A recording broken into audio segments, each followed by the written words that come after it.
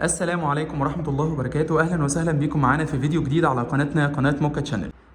إن شاء الله بإذن الله في الفيديو بتاعنا النهاردة جايبين مع بعض أصغر تلاجة في مصر. أصغر تلاجة حرفيا ببابين، مش بباب واحد، ببابين. تلاجة بساب الخمسة قدم اللي هي الاف جي 200. أصغر تلاجة موجودة في مصر ببابين. إن شاء الله هنوريها لحضراتكم من خلال الفيديو. الناس اللي ما عندهاش مساحة وعايزة تجيب تلاجة تكون صغيرة وفي نفس الوقت ما تاخدش حيز كبير وتكون نوعها كويس ونوعها نظيف، تلاجة بساب هتكون اختيار مميز جدا. وإن شاء الله من خلال الفيديو هنشوف كل المواصفات الخاصة بالتلاجة. بس كالعادة قبل ما نبدأ الفيديو بطلب منكم دايما ان انتوا تدعمونا على قناتنا من خلال ان انتوا تعملوا لايك للفيديو وتعملوا سبسكرايب عندنا في القناه وتفعلوا زر الجرس عشان يوصل لكم كل جديد. يلا بينا نبدا ونقول بسم الله الرحمن الرحيم.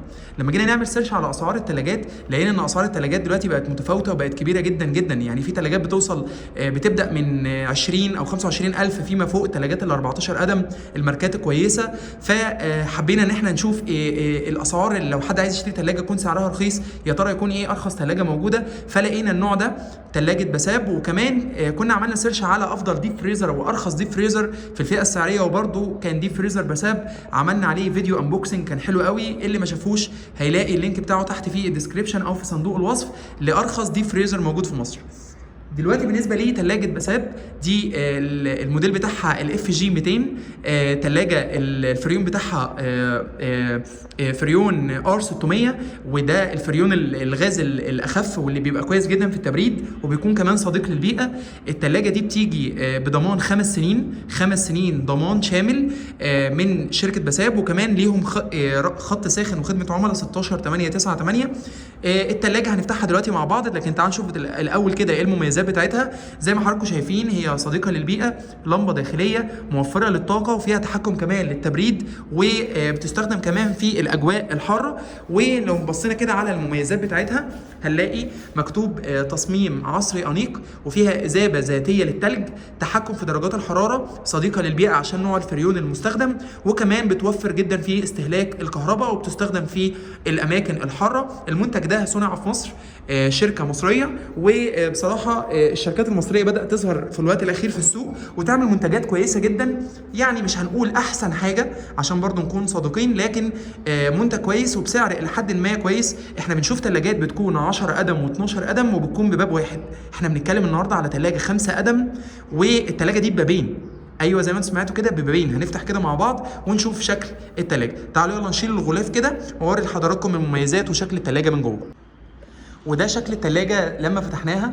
بصوا حضراتكم ما شاء الله شكلها لطيف جدا، وكمان يعني مفيش مساحة يعتبر واخداها.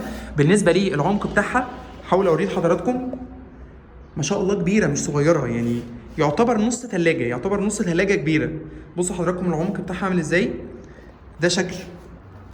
ودي بطاقة الكفاءة بتاعة الطاقة، وهي بتبقى استهلاك الطاقة بتاعها بيكون من النوع بي في استهلاك الطاقة. ده شكل الثلاجة. تعالوا نفتح بقى مع بعض كده واوري لحضراتكم شكل الادراج من جوه وهي فيها كام درج. بسم الله الرحمن الرحيم. نفتح الاول الثلاجة من تحت. بسم الله. بصوا حضراتكم والله شكلها لطيف جدا وكويسه، يعني تبقى حلوه قوي لو ممكن تستخدم في مكتب او تستخدم في شقه مصيفيه او في مكان مثلا ما يكونش فيه عدد كبير من الاشخاص، تكون الثلاجه دي اختيار ممتاز جدا. بصوا حضراتكم الدرج بتاعها ما شاء الله كبير، فيها درجين وفيها كمان درج من تحت قابل للسحب بيطلع ويدخل. بصوا حضراتكم وادي هنا كمان درج اهو صغير، وهنا ما شاء الله مكان كبير، وفي هنا كمان مكان للمبه باضاءه داخليه، بس طبعا عشان احنا لسه مش حاطين الفيشه الكهربائيه. في هنا مكان 4 ادراج اهو يتحط فيهم اي حاجه، بس ما شاء الله كبيره، يعني الادراج بتاعتها او الحيز بتاعها والعمق بتاعها من جوه ما شاء الله كبير. طيب تعالوا نبص كده مع بعض على الفريزر. بسم الله. نقفل كده بس الدرج كويس. بسم الله. تعالوا كده مع بعض يلا نشوف الفريزر. بسم الله. بصوا حضراتكم ما شاء الله الفريزر بتاعها ما شاء الله عميق من جوه ما شاء الله. يعني هي بتبان صغيره بس ما شاء الله بصوا يعني يكاد يكون مثلا العمق بتاعها ممكن تقريبا فوق ال 35 سم عمق.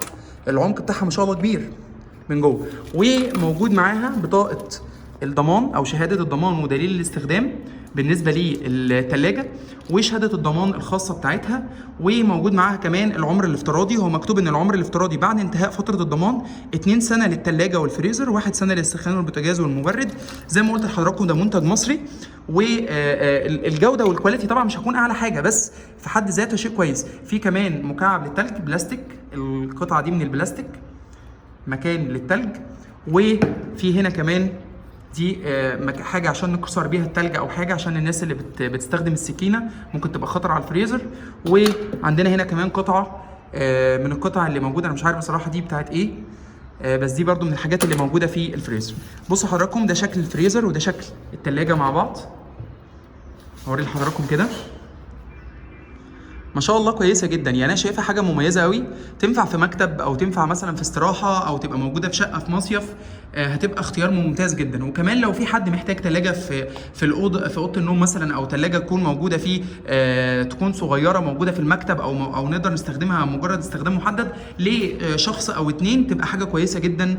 او للشباب اللي بيبقوا مغتربين مثلا ومحتاجين ثلاجه صغيره، بتبقى حاجه كويسه جدا الاختيار ده. بصراحه حاجه مميزه، وان شاء الله باذن الله تعالى مع استخدام الثلاجه دي هقول لحضراتكم، هعمل فيديو تاني ان شاء الله عشان اقول لحضراتكم مميزاتها وعيوبها بعد ما احنا استخدمناها او بعد ما شغلناها ان شاء الله باذن الله في الوقت اللي جاي.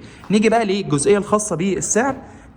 سعر الثلاجه ديت كان وقت شراء الفيديو كان عامل 8600 جنيه. ده كان سعرها على شركه رنين، انا كنت اشتريتها اونلاين من رنين.